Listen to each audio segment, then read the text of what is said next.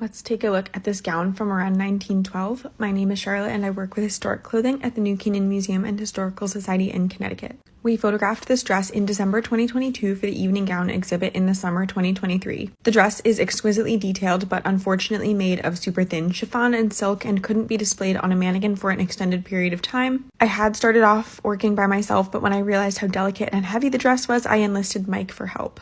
You can see that the outer layer of the dress doesn't close in the back because the mannequin is not the right shape, so we left it because the worst thing to do would be to force it. This is what the dress looks like up close, and you can see the beadwork really sparkles. The silhouette is rather narrow, which was popular at the time, and the bodice has a draped overlayer, which was also common. The most impressive part of this dress are the silk florals that have been stitched onto the chiffon. They're created by gathering small silk ribbons in a variety of colors and pulling them together to create a ruffled, twisted texture. This, combined with tiny glass beads that glitter, create an ethereal effect. The neckline has a fringe of beads around it that probably tarnished over time and would have been much brighter. And like I said, this part has a sheer overlayer draped in the front where the flowers have been added asymmetrically. You can see that this one does not align with that one, but they are still similar. There are more flowers at the bottom of the skirt and also a slit in the back to alleviate any unnecessary gathering of fabric because the back extends in a micro train. And even the edge of the slit has been decorated, and I absolutely love this attention to detail.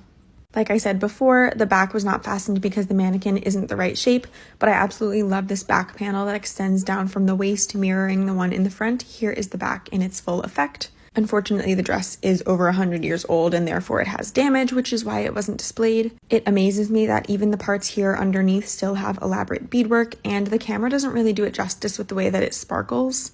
Here are some more of the florals up close, and at the end you can see all of the photos that we took for our newsletter, database, and the evening gown exhibit. These were displayed on a slideshow in our evening gown exhibit.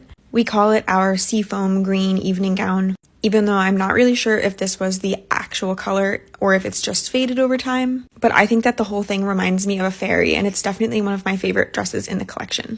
Thanks for watching, and let me know what you think.